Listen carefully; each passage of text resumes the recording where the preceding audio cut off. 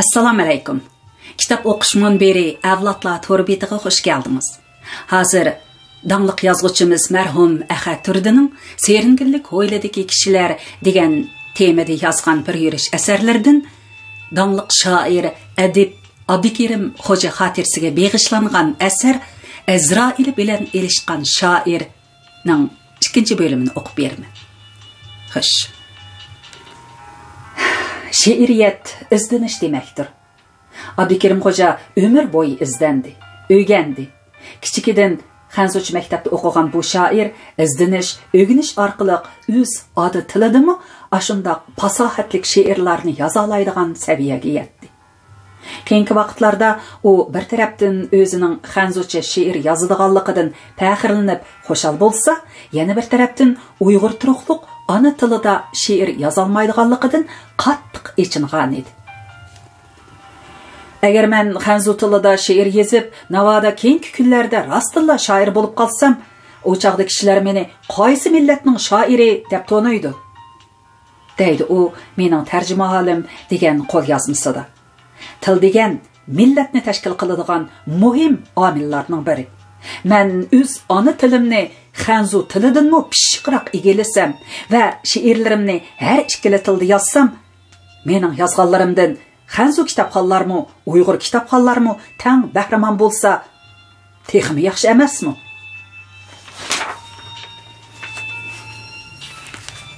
Demisimi, bu dunyoda ona tilining o'rnini bosadigan ikkinchi til yo'q. O'z ona tilini bilmagan odamni shu millatning a'zosi deyish tas. Chunki u bu tilda kuylay olmaydi, o'ylay olmaydi, so'zlay olmaydi. Har qanday odam ona tilim, ulug' tilim deb iftixor bilan varqirashga haqliq.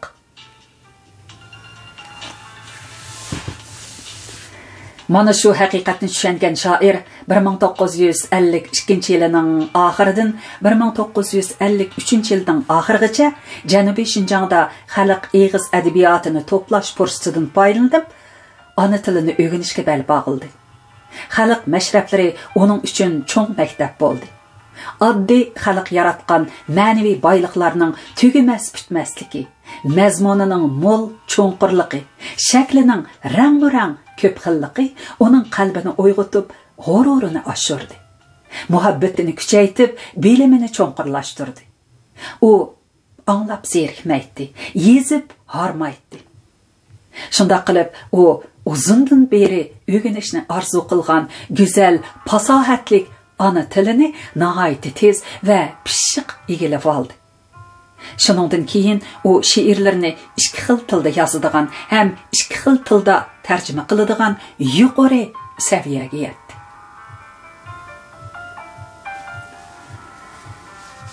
Shoir shu vaqtdagi kashmishlarni eslab, mening tarjimahalim degan qo'lyozmasida mundaq yozdi. Shu chaqlarda meni haqiqatan mashrab mastonisi deyishga bo'ladi. Chunki men onunğa bütün vücudum bilan shayda bo'lgan edim. Qayerda mashrab bo'lsa, shu yerga boratdim. Orliqning jiroq yaqinligi bilan hisoblashmaydim. Yomg'ir yeshin, bo'ron chapqunlarga parvo qilmaydim. Doq yerda yukinib o'ltirib, ixlos bilan anglaydim va tezlik bilan xotir qoldiratdim. Bir daftar tursa, yana birini olatdim. Bir qo'shiq xotirlasam, birini yodlab ma'atdim. Mening qo'shiqchilarga bo'lgan ixlosim bakmi zo'r edi. Ularning sodda samimiyligi, ochiq ko'ngil xushchaqchaqligi, turmush bilimlarining mo'lligi, bo'libmi tez ilhomlanib, o'y fikrlarini darruvla bir shaklga kirgizalaydiganligi va intayin oddiy so'zlar bilan kishini cho'nqur o'yga soladigan ham zo'qlantiradigan mazmunlarni ifodalaydiganligi meni bakma hayron qoldiradi. Şoňa men köp hallarda qo'shiqchilarning uylarida qo'nib qolatdim. Ular bilan so'zlashib harmaydim, muңdashib qolmaydim. Qisqasi, xalq mashraflari men uchun cho'ng bir maktab bo'lgan edi. xalqimiz yaratgan ma'naviy boyliqlarning tugamas bitmas ekanligini, mazmunining mo'l, cho'nqur, shaklining rangarang ko'p xilligi bilan har qanday bir millatnikidan qilishmaydiganligini to'nib yetdim. Qalbim pallada yo'rg'andek bo'lib, muhabbatim ulg'aydi, g'ururim kuchaydi, bilimim ko'payib, nazar doiram kengaydi. Eng muhimi, uzun yillardan buyon o'rganishni orzu qilib kelgan go'zal, boy, fasohatlik ona tilim Uyg'ur tilini pishiq egilib oldim. Shuning bilan men yolg'iz Xanzu tilida she'r yozib qolmay, balki Uyg'ur tilida she'r yoza oladigan, shuningdek Uyg'ur tilidagi asarlarni Xanzu tiliga, Xanzu tilidagi asarlarni Uyg'ur tiliga tarjima qila oladigan saviyaga ega bo'ldim. Unch parda ichida sanamni ko'rdim. Qo'shuvmisi ustida alamni ko'rdim. Kimdir uning qalbiga xanjar uribdi. Kirpiklari ustida shabnamni ko'rdim.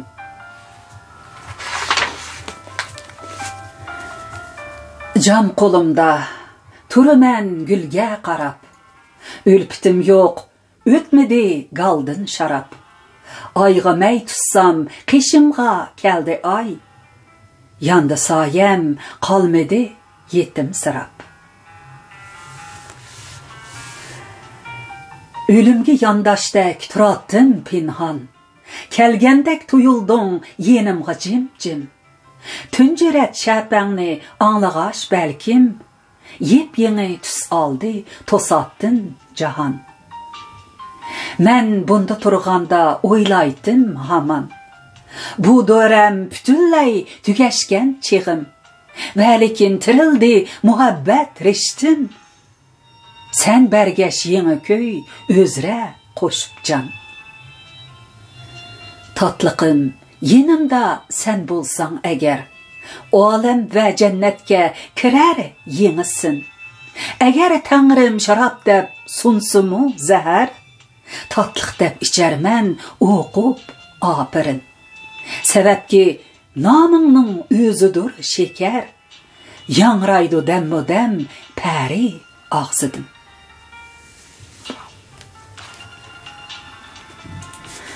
Abdikerim Xo'ja tarafidan tarjima qilingan Libayning yuqoridagi ikki parcha she'ri bilan angliyalik ayol shoir Elizabeth Barrettning sonetlarini kimmi tarjima asar deydi.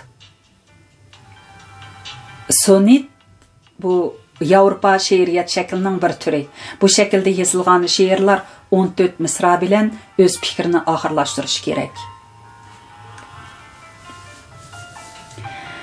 Bu she'rlar haqiqatan yuqori mahorat, yuqori did va fasohatlik til bilan tarjima qilingan.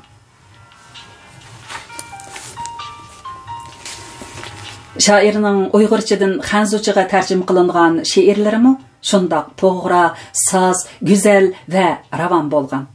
Uning 1956-yili tarjima qilib, 1957-yili yozuvchilar nashriyoti tarafidan nashr qilingan Lutfullah Mutallib she'rlaridan tanlanma nomli kitobi vatanparvar shoir Lutfullah Mutallibni Jungoga va uningdan xalqib dunyoga to'ntishga birdan-bir ko'vriklik rol o'ynagan. Bu she'rlarning tarjimasimi shundoq esli bo'lg'ashqa Xanzu o'qirmonlari bilan adabiyot-shunoslar qoyil bo'lgan. Bu haqda atoqli shoir Shavsan Nur gazetida obzor e'lon qilib, Abdikerim Xo'janing tarjimasi to'g'ri bo'lganning ustiga ravon bo'lganning ustiga nafs chiqqan deb yuqori baho bergan. Abdikerim Xo'ja 1970-yillarning o'ttirisida Qizil Ravaqtga tushishni tarjima qilish qatnashgan. Shu kunlarda u menga mundaq bir qiziq ishni aytib bergan edi. Bir kuni u bir Xanzu birodari bilan uchrashib kelib, ahvollashibdi. Birodari uningdan "Nemish qilyapsiz?" deb so'rabdi ekan, Abdikerim Xo'ja Qizil Ravaqtga tushishni tarjima qilyapman deb javob beribdi. Buni anglagan heliqi Xanzu og'inisi hayron bo'lib, "Voy Xo'ja, Uyg'ur tili ashu buyuk asarni tarjima qilishga yetdimi?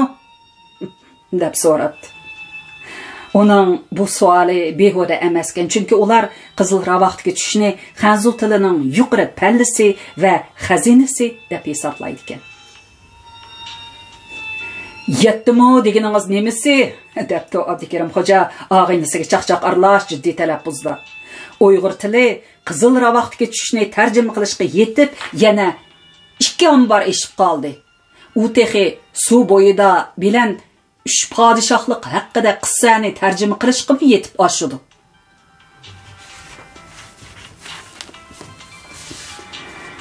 Shu qitim Abdukarim xo'ja menga nihoyat havas va iftixorlik tuyg'usi bilan mundaq degan edi.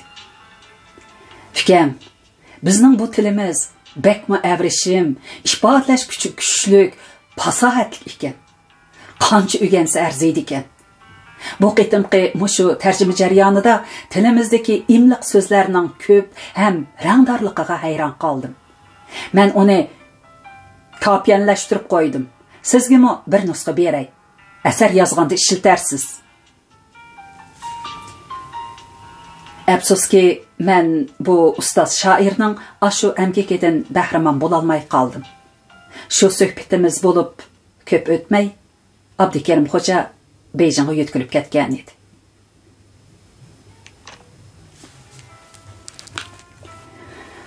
Bu ajoyib san'atning, ya'ni she'riyatning sirliq va cheksiz imkoniyatlari, mislsiz bir mo'jizasi bor. U sizda hayot va odamlar haqida hamisha va bara-bara cho'nqurroq o'ylash maylini rag'batlantirib, fikr o'tlarini o'chirmay doim ushqunlantirib turadi.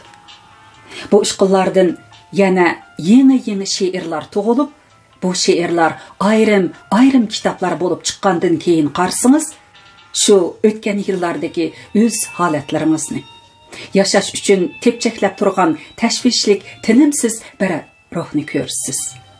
Bu ruh ana shu jafokash shoirning o'lmas ruhi. Shoir Abdukarim xo'ja bilan bo'lgan bir qitimliq suhbat hozirgacha esimdan chiqmaydi. 1988-yil 2-oyning 5-ida savodishim Ablimit Ismoil bilan billa doktorxonaga chiqib, Abdukarim xojani yo'qladik. Shu chaqda professor Ablimit Ismoil hozirgi zamon Uyg'ur adablari degan kitobini ishlayotgan edi. U shu kuni Abdukarim xoja to'g'risida tayyorlagan materialini shoirga ko'rsatish uchun elib chiqqan edi. Biz qizg'in hol ahvol so'rashdik. Bu kunlarda shoirning kesili oxirgi bosqichga kelib qolg'ashqa, teni ojiz, chiroyi sulg'un edi. Shundaqdimi uning vujudidan yanada bir xil umidvorlik chiqib turadi. U Ablimit Ismoil bergan materialni qo'liga elib, mundaqla ko'z yugurtdi va yana Ablimit Ismoilga qaytarib berib, "Ukam, buni o'zingiz o'qib bering, mening demim siqilib turyapti" dedi.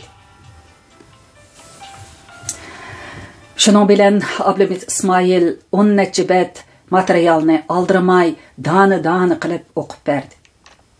Abdukarim xo'ja anglab xo'shal bo'ldi. Hayajondan tatranqo yuziga nefis qizillik taridi. U biroz sukutdan keyin mundaq dedi: "Men dastlab buni odatdagi tarjimonchig'i deb tushungan edim. Lekin hozir qarasam, bu odatdagi tarjimon emas ekan. Siz asarlarimga xeyli atrofli baho beribsiz. Ba'zi yerlarda oshirib aytgandekmi qilasiz. Lekin men umuman rozi bo'ldim. Hozirgacha men o'z hayotim va ijodiyatim haqida mushunchalik baho berib boqqan narsani ko'rib boqqan emas. Boshqalarningmi mushu shaklda yozildimi?" "Ha, hammasi mushu shaklda yozildi", dedi Ablimit Ismoil. "Nihoyat yaxshi bo'pti." Shoir uzib so'zlaydi. "Siz boshqalarga ko'rsatdingizmi?" "Urumchida ko'rishalgan adiblarning hammasiga ko'rsatdim", dedi Ablimit Ismoil tushundirib. "Men ko'rsatilmaganlarga nashriyotdagilar ko'rsatdi Ba'zi yo'ldoshlar fikr berdi. Fikri bo'yicha o'zgartdim. Ba'zi yo'ldoshlar materialni to'liqlab berdi. Men bugun sizlarning bu fikrlarini anglab bakmoqchi. Kim bo'lgan joylari bo'lsa, to'liqlab bergan bo'lsalar. Shoirning javobi yanada kamtar, samimiy edi. Mening boshqa fikrim yo'q. Men rozi bo'ldim. Faqat sizdan ikki o'tinishim bor. O'ylashib ko'rarsiz ukam. Birsi yozganlaringizning ichidagi jannat nada deysanglar degan she'rim to'g'risidagi gaplarni chiqarib etdim. Bu she'rni hozir o'zim o'qisammi, uyulaman, qiziraman. O'ylab qarsam, ko'p yildan beri biz rost gapni qilish o'rniga yoqadigan gaplarni ko'p qildik. Kommunizm desa jannat deb tushunibdik. Shuning bilan menmi o'zim ko'rmagan jannat to'g'risida yezaveribdiman. Gez jurnallarmi himmat yuzsidan besaveribdi. Shoir yana gapdan to'xtadi. Nafsi qisilib, ig'ir tinishga boshladi. Ikkinchi o'tinishim deb gapini boshladi shoir biroz aram erib olgandan keyin. Ikki haykalning uchrashishi to'g'risida ost-to'la gap qilib qo'ying. Siz o she'rni o'qiganmi? Urumchi kashlik gazetasining 1986-yillik 11-oktyabr soniga besilgan. Men shu chaqda o'qigan Abdukerim aka, dedi Ablimit Ismoil ta'sirli qiyofatda. Hatto she'rni gazetdan qiyib olib, hozirgacha saqlab kelyapman. Mening boshqa she'rlarim haqida ko'p gap qilmasingizmi mayli, dedi shoir bir xil iltijoliq ham faxrlanish tuyg'usi bilan. Lekin mushu she'rim haqida to'liqroq fikr qilib, adil baho berib baqsingiz. Chunki bu she'r mening umr tariximning bir xotirasi. Men 1949-yili 5-oyda ishkirdan Qumulga qaytib keldim. Men shu chaqda Azadlik armiyasining tarjimasi bo'lib Urumchiga kelgan. Ham To'gidan maydonida milliy armiya bilan uchrashgan. Men shu kuni ikki armiyaning uchrash murosimini o'z ko'zim bilan ko'rgan. Men buning tirik shohidi. Afsuski, keyingi chog'da dal ashu To'gidan maydonida Azadlik armiyaning simvoli bo'lgan bir haykal o'rnatildi. Aslida tarixiy nuqtadan olganda bu haykal jup bo'lish kerak edi. Chunki men ikki armiyaning uchrashishini dal shu yerda ko'rgan edim. Bu she'r ana shunday tarixiy chilliqni orqa ko'rinish qilib yozilgan edi. Shunga bu she'rni obdanroq tahlil qilib jamoatchilikka tanishtirib qo'ysangiz. Shoirning qiynalib, chinqilib turib aytgan bu yurak so'zlari mendimi, Ablimit Ismoildimi cho'nqur ta'sir qo'zg'adi. Men bu so'zlardan ayni vaqtda jamiyatda cho'nqur ta'sir paydo qilib, g'ulg'uli qo'zg'agan ikki haykalning uchrashishi nomli esil she'rning davr orqa ko'rinishini va uning dunyoga kelish jarayonidagi azoblarini tushungandek bo'ldi. Meyada shu she'r bakan ikki haykalning uchrashishi degan she'r maslaga deklamatsiya qilib beray.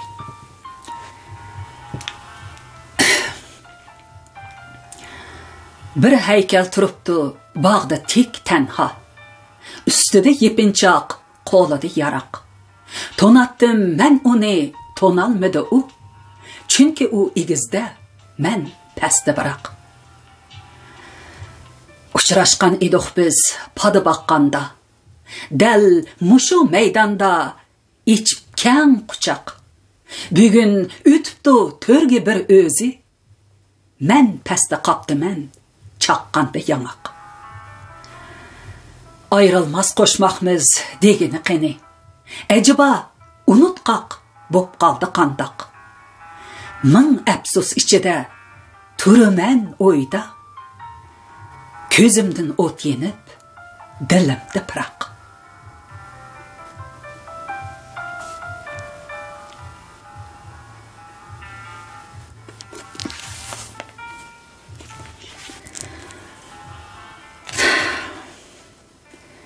tinib turgan yurakni bo'rondek qo'zg'atib etadigan bundaq she'rni o'qiganimda xalqimiz baxtiga, adabiyotimizda mana shundoq otashchin qalb sohiblari borligiga ichimdan shukronalar aytdim.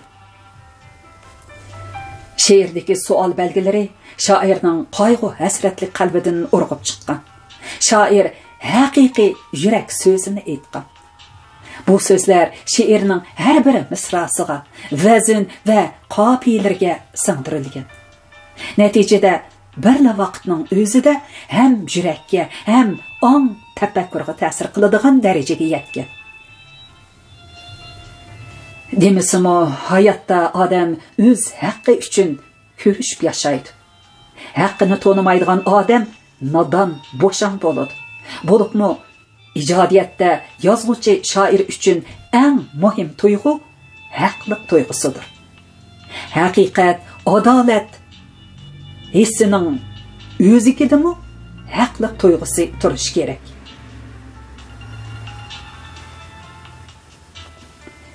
Haqiqat, adolat hissining o'zigidimi haqliq tuyg'usi turishi kerak. Cho'ng asar yozganda, muhim hayotiy masalalar o'tirg'a qo'yilganda, yozuvchi shoir o'z imoni va e'tiqodi oldida o'zining haqligiga astoydil ishansila, ondan uningga ijodiy jur'at paydo bo'ladi. Bu ishonch qanchalik kuchli bo'lsa, ijod jarayonidagi jur'at va g'ayratmi shunchalik zo'r bo'ladi. Biz ikki haykalning uchrashishini o'qiganimizda yurak torimiz shuning uchun titraydiki, uningdagi to'lib tashqan savol belgisi qilcha pardozlanmagan, balki samimiylik va yolqinlik hissiyotining haqqoniy xitobi bilan to'lgan. Demisimi, har bir shoirning xuluqi xalqning ko'ksida bo'lishi kerak. Oxir o'z xalqining dardi, xo'shalliqi, tashvishlari, orzu, umidlari bilan yashamagan, davrining nozik masalalaridan chatnab o'tib ketadigan yoki ularga parvosiz yuzaki qaraydigan shoir o'zini ruhan sog'lom, ma'naviyati barkamol deb hisoblashi mumkinmi?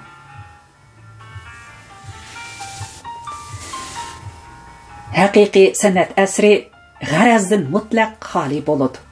U faqat yurak amri bilan yurakdan chiqadi. Ulug' adib Lev Tolstoy mundaq degan: Naqsh aytishda ikki uslub bor. Biri ovoz bilan, biri chin ko'ngildan. Chin ko'ngildan chiqqan naqsha ovozning soz yoki nosoz bo'lishidan qat'iy nazar yurakka berib tegadi. Hatto hech kimga qiziqi yo'q eng oddiy naqshidami yurakdan chiqqan biror ohangni anglasam ko'zimga yosh kelaveradi. Adabiyotda ham shundoq. Yoki yurakdan chiqarib yozsan, yoki menangdan.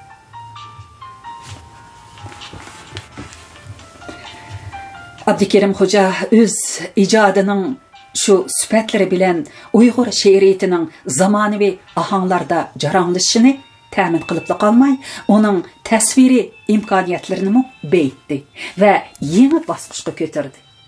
Uning ijodidagi yana bir muhim aloylik shuki, uning she'rlari yumoristik to'yg'aga boy. Yiltizi xalq donoligiga, xalq tabiatiga berib taqiladigan yumoristik to'yg'u.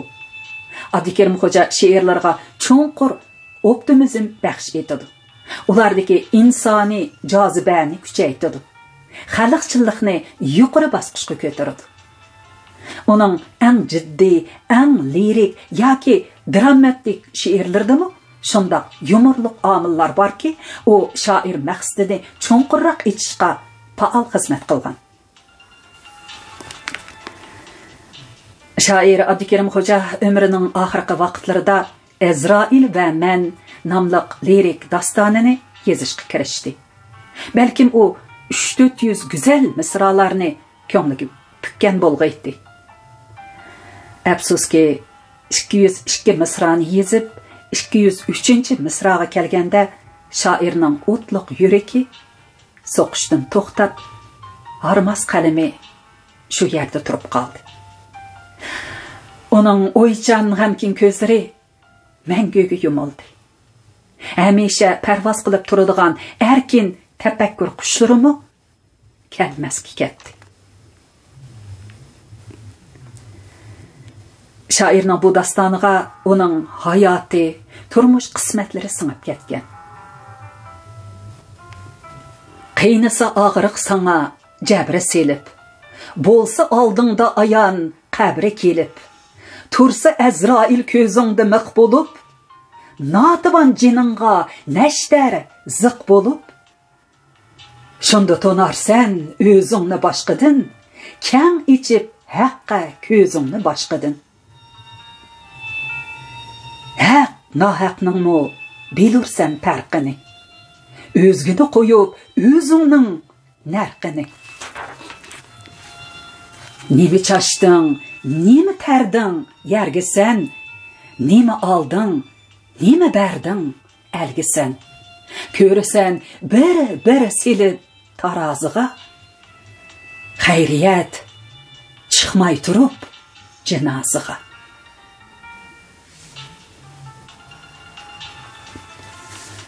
Mana bu misralar shoirning qalbini o'rtigan, uningga ilhom bergan haqiqiy hayot tasviri.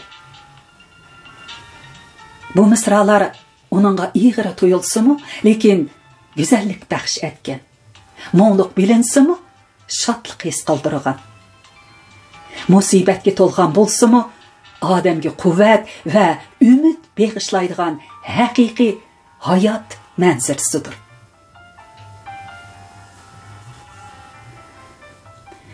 Kelsa ikkinchi bahorim amdila, ma'nilik yashash xumorim amdila, kulsa beg'imda gulimmi amdila, chashsa nuru qara kunimmi amdila, yetsa to'qashqa qo'limmi amdila, kengayib mang'an yo'limmi amdila, yayrasa mo'ngluq dilimmi amdila, sayrasa mahkam tilimmi amdila.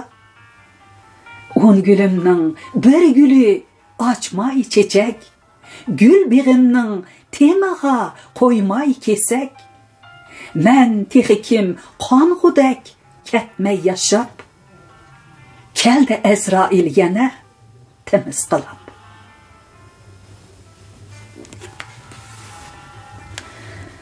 Astoydil o'ylab baqsaq, bu dastonning har bir misrasi to'g'ilg'icha kesalchan shoir qanchalagan qorong'u kechalarni yo'ruq tonglarga ulg'an bo'lg'aydi.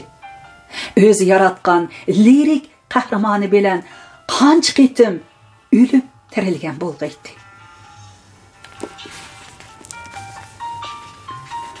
Romin Rollan mundaq deydi: ijod qilish o'limni yengish demakdir. Shoir ana shundoq ruh bilan ishlab, ijod qilib umrini uzatgan. O'limga barham bergan bo'lsa-mu, lekin oxirgi hisobda rahimsiz ajal bilan yerim yo'lda to'xtab qolgan bu lirik daston shoirning bizga qoldirgan eng oxirgi bir yordamimiz. Hammamiz qayg'u ichida o'qiydigan va qalbimizda mangu saqlaydigan qimmatli bir tavarruki bo'lib qoldi.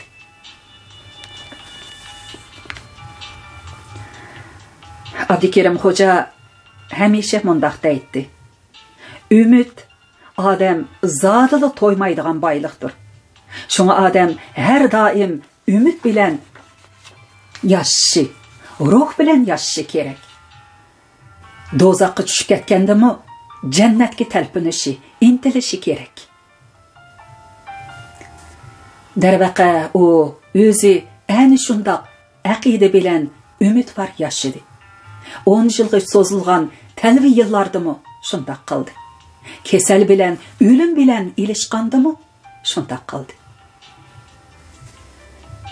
Shoir Abdukerim Xo'ja milodiya 1988-yil 7-mart kuni ana shundoq qaysrona ruh bilan u dunyoga ketdi. Ketgandimi o'limni ma'nsitmay mag'rur ketdi. Ammo kishilarning shoir o'lmaydi degani rost. Xuddi Abdurim O'tkir bir yulduz o'chdi nomli marsiyasida bir yulduz o'chdi şolası qaldı. Qaldı misralar içrə yaltırab. Şair üçün bu nemi degen bəxit? Qalğan izidin gül ünsi çapnap. Deginidək onun şolası öşmedi. İzi öşmedi. Əcəl yetsə alur bağrığı tupraq. Bu vəhimə əmma məndin köp yiraq. Çünki cəzmən tirilur mən. Xundanda vətən bilən tən yaşar mən. Həmmə baq. Şair əni şundaq özü etqandək, biz bilən, vətən bilən, zaman bilən tən yaşaydı və yaşap kelevatıdı.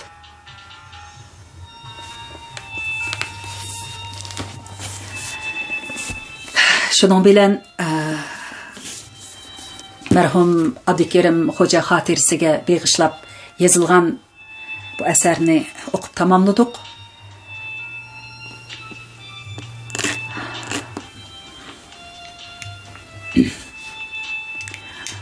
Kitap o'qish munberimizdagi asarlar haqiqatan bir-biridan nadir, esil asarlar.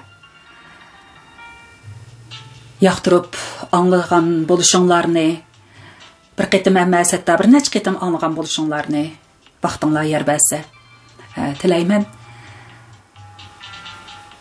Kitap o'qish munberimizga tunji kelgan bo'lsangiz, mushtari bo'lishni unutib qolmang. Yaxshi ko'rgan asarlaringizni ham baharlang. Shuningda mushu nadir asarlarningki muhojiratdagi qarindoshlarga ko'plab tarqilishiga, yetishiga sizmi bir hassa qo'shgan bo'lasiz. Ma'qul amsa, aman bo'ling. Xayr xo'sh.